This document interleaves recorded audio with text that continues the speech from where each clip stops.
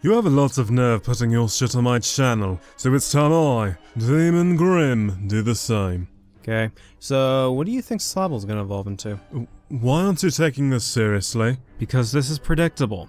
Some rando breaks into my home, does a dumb thing, and then boom, video. Seriously, all it's missing is the laugh track. So what do you want, guy that sounds like me but is supposed to be a different person? First off, it's Damon. Second off, since you did a video on my channel, I'm going to do a video on yours. Oh, the horror. And since you did a video on Evangelion, I'm going to do a commentary on your top 5. The one from a few years ago? Yes, because no one else has really responded to it, and if someone makes similar arguments to yours in the future, this video will hopefully showcase why those points are flawed. Plus, since some people online claim you haven't changed and you still have this video up, that means you obviously still stand by this video. Okay, well, I gotta go and see how my wife's doing upstairs, so go do whatever you're gonna do.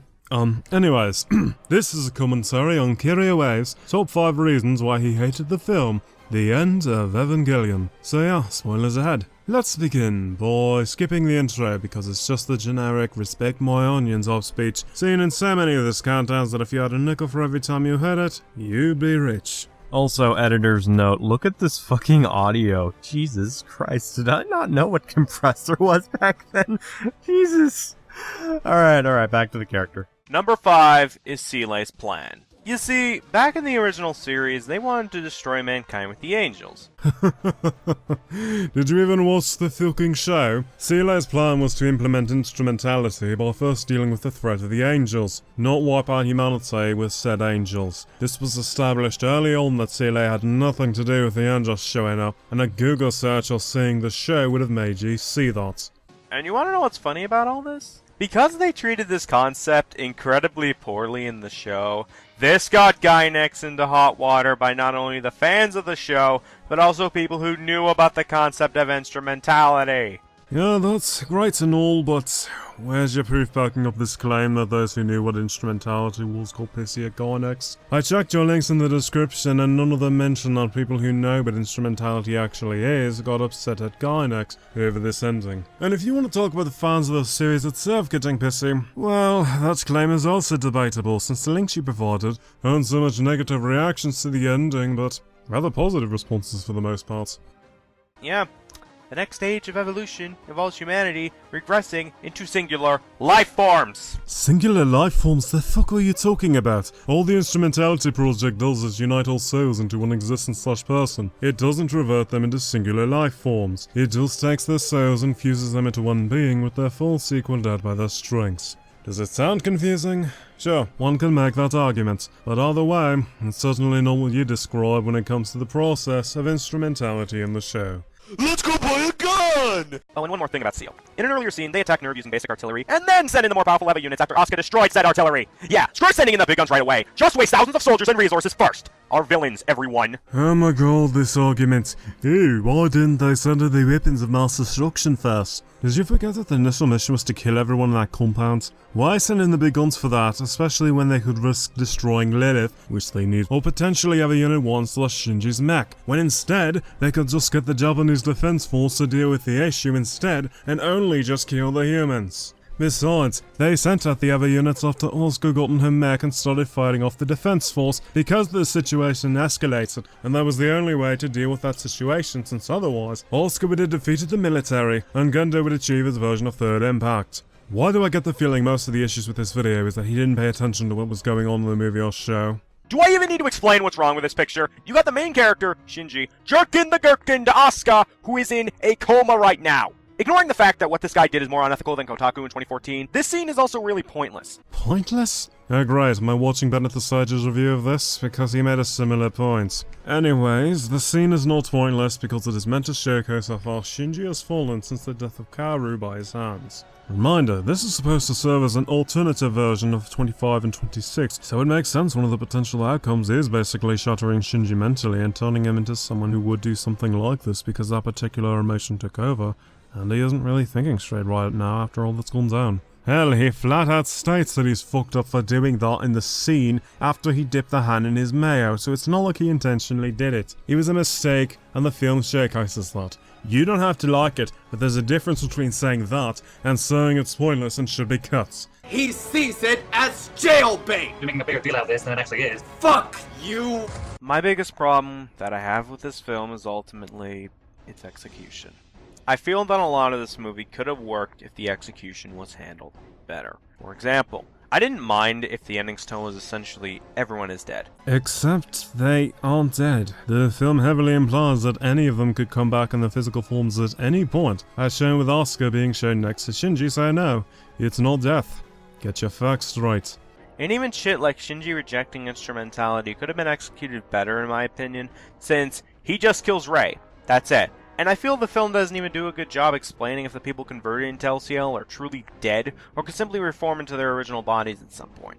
After all, Asuka was able to do it, and she was killed by the EVA units. I mean, the fact that she could come back despite her being killed earlier should be a strong enough indication that the others could come back in their physical forms and not stay as soul/dead. Not everything needs to be shoved down your throat. Sometimes implication can be just as effective, and this is an example of that. And the execution of Shinji's character is the absolute fucking worst. Whining like a little bitch, throwing a fucking tantrum in one of the scenes involving Asuka. And by the end, all that really happens to him is he ultimately isolates himself even more. Oh boy, this will be fun to tear down. 1. As stated previously, there was a reason for him to be quote-unquote whiny. Now, you could argue that you don't have to like it, but you don't say that. And given how you've ignored context/prior actions up to this point, something tells me that your hatred of Shinji in this film is based solely on this movie, and ignore what happened in the show and the actions that led up to this point. 2. The reason he made that decision to attack Asuka, and for the record the film showcases that this action was yet another poor one for Shinji to make, was because in that scene Shinji was getting visibly frustrated, and on top of his previously poor mental state in this episode, he snapped and got angry. That's why he threw the table and choked Asuka and wanted humanity itself to die, hence Instrumentality absorbing everyone into the one entity. This whole segment screams not paying attention. Gods. I'm not even kidding, I'll get to that in a moment. And his treatment of Asuka is the fucking worst. You already heard me talk about what he did to her when she was comatose. So let me bring up the fact that he tried to kill Asuka twice by choking her. Even when the world is covered in LCL, and Asuka and Shinji are the last two on the planet since we don't know if everyone else can reform or not, what does he do? He chokes her! Again! Seriously, fuck you, Shinji! Fuck you! He choked Asuka to see if she was real and not something made via instrumentality. Oh no, what a fucking crazy thought, but it could be possible. Hell, you don't even mention that possibility. Plus, the scene after where she caresses Shinji's cheeks makes him teary-eyed, showing that he isn't a person who did that action intentionally or enjoyed it like you seem to think based on this video. So basically, your assessment of Shinji is terrible. J. Hell, even this film's premise could have been executed better, and here's where I give a little history lesson. I mentioned earlier that the poor planning of the human instrumentality concept, as well as the ending of Neon Genesis Evangelion, got Gainax in the hot water, but there was a lot more to it. Hideaki Anno, the series creator, received death threats, hate mail, and his company was even vandalized by people. As a result, this caused the creator to suffer mental issues as well as depression, and made this as a direct response to the people who hated his original ending. Absolutely fucking false. As I stated earlier, the death threats weren't death threats, but rather positive messages about the show for the most part. So that's fucking wrong. The mental issues were a thing before this movie was even made, and if you did 1 second of research, you would have seen that Anno had been going through depression for a while, prior to even the show itself coming out. And the notion this was made in response to the negative responses is flat out false. In a 2013 interview, Anno stated that for episode 25 they ran out of time, so they remade it for the theatrical edition. So basically, the movie wasn't made as a response to the critics, but as a means to remake the original ending/final 2 episodes without having to deal with TV deadlines. If I could find this in a few minutes, what the hell is your excuse? Anyways, that's pretty much everything I'll need to cover, so let's get into final thoughts. Oh, hey, you're done. You go. Right on cue. This video screams ignorance. You clearly didn't do research, you made negative assumptions about a character and creator with no proof or evidence backing up your claims, and your reasons were absolutely idiotic since they could be countered easily by the likes of me. The fact that you let this video come out on your channel is disgusting, because you had been doing countdowns for years at that point, and should have known better. This is, point blank, one of your worst countdowns. Okay. Why aren't you taking this situation seriously? Because I'm done reflecting on the past and worrying about people judging me based on said past, specifically the videos. I had to go through that shit for months, and it was mentally taxing, so it got to the point where I could either let it fester further, or just move on from it and wipe it away like grease on your fingers. Fact is, some people are just not gonna like what I do or see the changes I made since fucking up something related to them, and you know what? That's okay. That's called being an individual.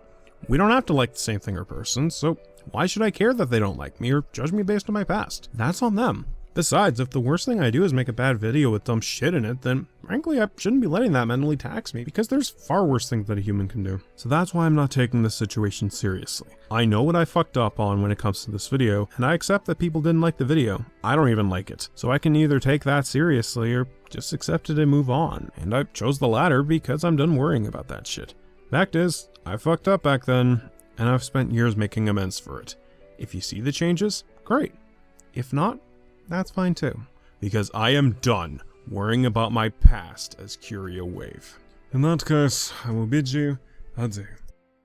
Hey guys, thank you for watching the first part of the 4-year anniversary of the Mounty Presents, where I do 2 totally different characters. If you're curious what video Damon was talking about in the beginning, a link to it will be in the card/I button up top, and it will take you right there. Outside of that, this channel just hit 3,000 subscribers, and I cannot thank all of you enough for that. I really do appreciate it, and expect a separate video celebrating that milestone soon on the channel. Finally, I want to give a special thanks to my patrons, Emerald Star Productions, Susan Lucario Fan 16, and my newest patron and first member of the creation tier, Sodden Grider. I really do appreciate their patronage, and also I will be uploading this video and script to this, as well as a special bonus script to Patreon immediately after this video goes live, so keep an eye out for that. So that is all I have to say, and have a great day everyone.